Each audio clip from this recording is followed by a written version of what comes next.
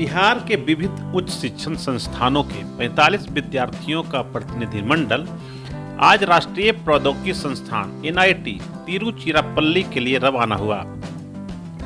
विद्यार्थी प्रतिनिधिमंडल का यह दौरा भारत सरकार के महत्वाकांक्षी सांस्कृतिक व शैक्षणिक प्रयास एक भारत श्रेष्ठ भारत युवा संगम कार्यक्रम के दूसरे चरण का एक हिस्सा है। बुद्ध पूर्णिमा के पावन दिवस पर IIT पटना के निदेशक प्रोफेसर TN सिंह ने कैंपस से बिहार के विद्यार्थियों को रवाना किया। इस मौके पर सहयोगी डीन, विद्यार्थी मामले नोडल अधिकारी प्रोफेसर ओम प्रकाश, डीन संकाय भी उपस्थित रहे। IIT पटना में आयोजित रवानगी समारोह के दौरान निदेशक महोदय ने विद्यार्थियों से कहा कि वे मस्तिष्क विकास के इस अवसर का भरपूर लाभ उठाएं और तमिलनाडु जाकर नई चीज सीखें। पटना जंक्शन पर रवानगी कार्यक्रम के मुख्य अतिथि के तौर पर बिहार के पूर्व DGP श्री अभ्यानंद ने विद्यार्थियों को तमिलनाडु की इस यात्रा के लिए शुभकामनाएं दी। उन्होंने अपने विद्यार्थी जीवन में की गई ऐसी शैक्षणिक यात्राओं का अनुभव भी साझा किया। उन्होंने कहा कि इन यात्राओं से एक विद्यार्थी की सोच बेहतर होती है और उसकी विचार प्रक्रिया विकसित होती है। आज इस यात्रा के दौरान विद्यार्थियों के चेहरे देखने लायक थे। उनकी खुशी साफ झलक रही थी क्योंकि वो तमिलनाडु की यात्रा पर निकल रहे थे। इस यात्रा के दौरान ये विद्यार्थी तमिलनाडु के महामहिम राज्यपाल से भी मुलाकात करेंगे जो कि बिहार से ही हैं। ये विद्यार्थी कलाकारों, प्रमुख उद्यमियों, खिलाड़ियों, गायकों, संगीतज्ञों तथा समाजसेवी एवं ग्रामालय नामक गैर सरकारी संगठन के संस्थापक पद्मश्री S दामोदरन से भी मुलाकात करेंगे। तिरुचिरापल्ली में 5वीं सदी के ऐतिहासिक स्थल भी देखेंगे और साथ ही स्थानीय संस्कृति से रूबरू होते हुए शॉपिंग भी करेंगे। आइए सुनते हैं कि आखिर ये विद्यार्थी इस यात्रा के संदर्भ में क्या कुछ सोच रहे हैं और क्या कुछ सपने लेकर तमिलनाडु की यात्रा पर निकल रहे हैं।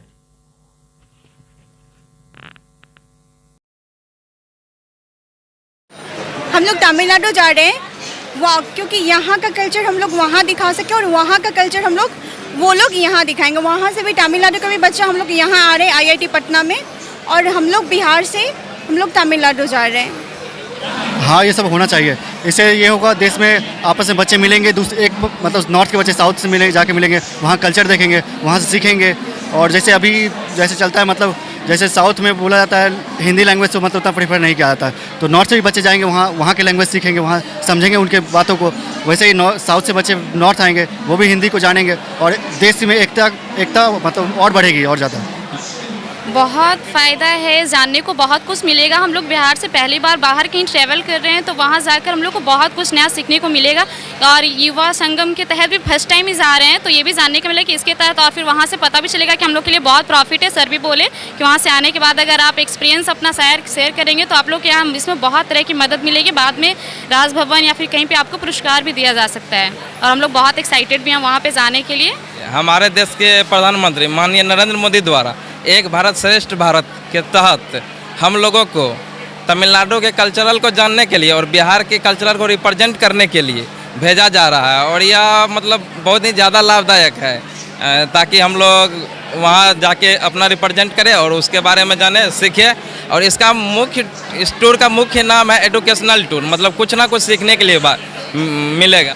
लाइक बहुत प्राउड मोमेंट भी है क्योंकि इतने सारे बच्चों में से चूज़ किया गया है मुझे और जाने का मौका मिल रहा है। और इंडिया का जो रिच कल्चर और हेरिटेज है वो सब हमें देखने का मौका मिलेगा और जिसके लिए मैं बहुत ज़्यादा एक्साइटेड भी हूँ, तो ये बहुत अच्छी बात है। हम लोग बिहार से हम लोग यहाँ से बाहर जाएंगे, वहाँ कल्चर, वहाँ का खान पान, रहन सहन जानेंगे, वो लोग हमारा जानेंगे, तो ऐसे दोनों के बीच बहुत अच्छा इंटरेक्शन होगा। सब लोग एक दूसरे से मिल पाएंगे और आगे इससे बहुत विकास होने की संभावना है। धन्यवाद। वहाँ का खान पान, रहन, टूरिज्म पैलेस को देखेंगे, क्या है वहाँ का कल्चर। और भारत सरकार ने हम लोग युवाओं के लिए एक सराहनीय काम किया है, जो कम उम्र में बच्चों को मतलब एक घुमाने के लिए ले जा रहा है। इसका थीम है एक भारत श्रेष्ठ भारत के तहत हम लोग युवाओं 45 बच्चों को, बिहार के 45 बच्चों को तमिलनाडु के लिए सैर कराया जा रहा है। इससे बहुत फ़ायदा होगा। सबसे पहले तो हम लोग को कल्चर एक्सचेंज, जैसे वहाँ के बच्चे वो लोग क्या आगे अपने कल्चर टेक्नोलॉजी में वो लोग क्या कर रहे हैं, हम लोग मिल के बहुत कुछ कर सकते हैं। दूसरा पर्सनालिटी डेवलपमेंट होगा, हम लोग कम्युनिकेशन सीखेंगे। जैसे अभी ये मौका मिल रहा है यहाँ पे, हमको यहाँ पे बोलने का मौका इसीलिए मिल पा रहा है क्योंकि यहाँ से हम लोग जा रहे हैं, इसलिए न्यूज़ वाले भी कवर कर रहे हैं और वहाँ का कल्चर, अपना कल्चर का आदान प्रदान वगैरह।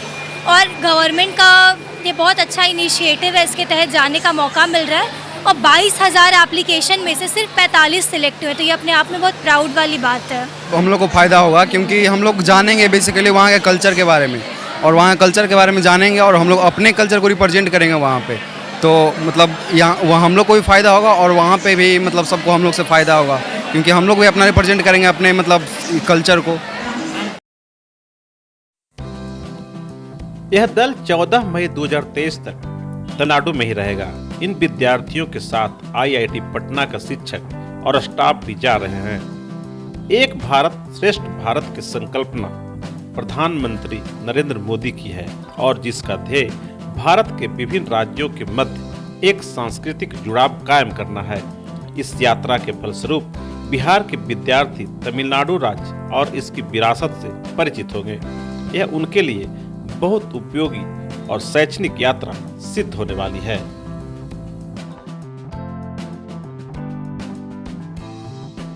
एक भारत श्रेष्ठ भारत अपने भारत के यशस्वी प्रधानमंत्री श्री नरेंद्र मोदी जी की महत्वाकांक्षी एक योजना है जिससे भारत को हम समृद्ध बना सके और उसी के अंतर्गत युवा संगम कार्यक्रम लॉन्च किया गया है।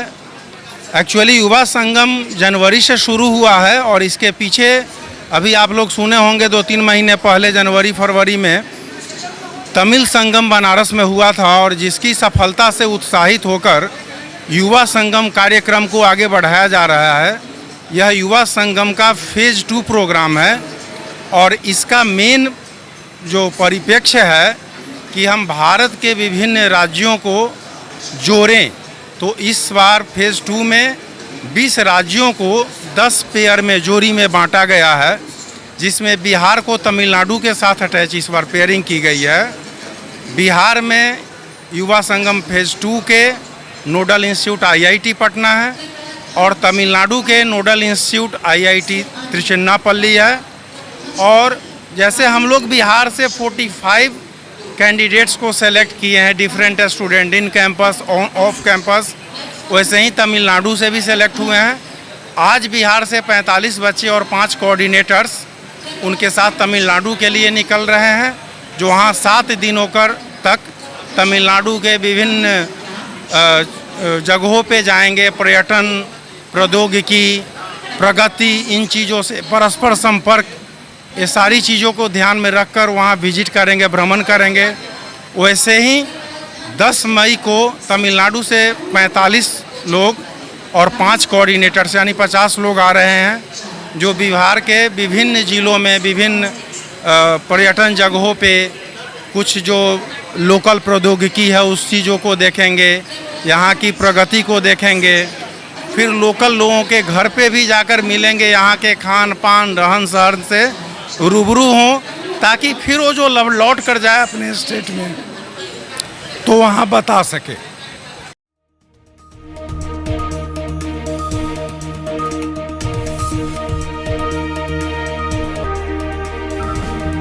अगर आपको ये खबर अच्छी लगी तो चैनल को सब्सक्राइब करना नहीं भूलें और बेल आइकन जरूर दबाएं।